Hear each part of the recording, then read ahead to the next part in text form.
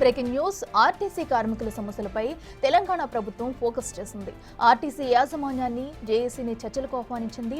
ఈ నెల 10న చర్చలకు రావాలంటూ నోటీసులు ఇచ్చింది. తమ సమస్యలు పరిష్కరించాలని ఆర్టీసీ కార్మికులు సమ్మె బాట పట్టేందుకు సిద్ధమయ్యారు. జనవరి 27న TGRTC joint action committee RTC యాజమాన్యానికి సమ్మె నోటీసులు ఇచ్చింది. దీనిపై స్పందించిన కార్మిక శాఖ చర్చలకు పిలుపునిచ్చింది.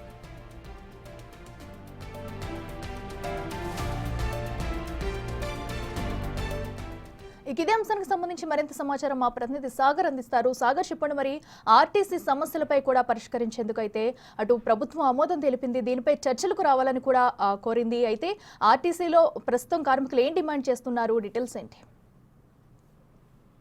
ఆర్టీసీ జేఏసీని ఇటు ఆర్టీసీ కార్మిక సంఘాల జేఏసీతో పాటుగా ఇటు ఆర్టీసీ యాజమాన్యాన్ని కూడా కార్మిక శాఖ చర్చలకు పిలవడం ఒక శుభ పరిణామం అని చెప్పుకోవచ్చు. ఇప్పటికే ఆర్టీసీ జేఏసీ నాయకులు సమ్మె నోటీస్ ఇచ్చిన నేపథ్యంలో ఇది ఒక కీలక పరిణామం చెప్పుకోవచ్చు. ఈ నెల 10వ తేదీన చర్చకు రావాలంటూ కార్మిక శాఖ వారికి నోటీసులు ఇచ్చిన పరిస్థితి కనిపిస్తుంది. ఈ నేపథ్యంలో మనం చూడొచ్చు, ఇప్పటికే గత నెల 27వ తారీఖున ఆర్టీసీ కార్మిక సంఘాల జేఏసీ ఆధ్వర్యంలో పలు డిమాండ్లు 21 డిమాండ్లతో సమ్మె నోటీసులు ఇచ్చారు.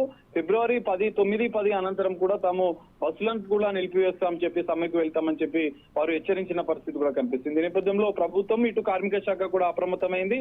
సమ్మె నోటీస్ ఇచ్చిన నేపథ్యంలో వారి యొక్క డిమాండ్లను ప్రాతిపదికంగా వారికి చర్చలకు పిలుస్తుంది. అయితే ప్రభుత్వంలో ప్రధానంగా ఆర్టీసీ కార్మికులు డిమాండ్లను మనం ఒకసారి పరిశీలిస్తే, ప్రభుత్వంలో ఆర్టీసీని విలీనం చేయడానికి వాళ్ళు తీవ్రంగా అంటే ఆర్టీసీని విలీనం చేయాలని చెప్పి వాళ్ళు ప్రధాన డిమాండ్ గా చెప్తున్నారు. ఇటు 2021 జీతభత్యాలకు సంబంధించిన సవరణతో పాటుగా కండక్టర్, డ్రైవర్లు, ఉద్యోగ భద్రత, ఎలక్ట్రిక్ బస్సులు ప్రభుత్వమే ఆర్టీసీకి కొని ఇవ్వాలని చెప్పి తదితర 21 డిమాండ్లను కూడా ఇక్కడ కార్మికులు సమ్మె నోటీస్ లో పేర్కొన్నారు. దానికి సంబంధించిన అంశాలను కూడా ఇప్పుడు కార్మిక శాఖ చర్చించి దానికి సంబంధించి యాజమాన్యానికి కొన్ని గైడ్ లైన్స్ ఇష్యూ చేసే అవకాశం కూడా కనిపిస్తుంది.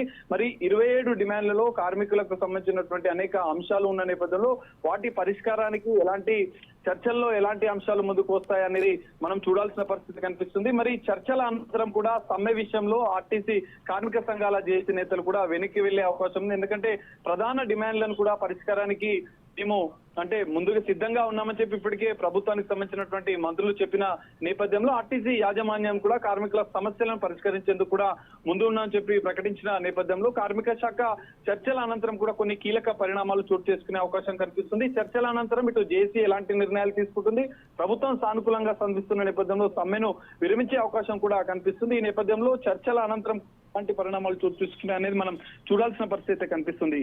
Akhila. Right Sagar, thank you.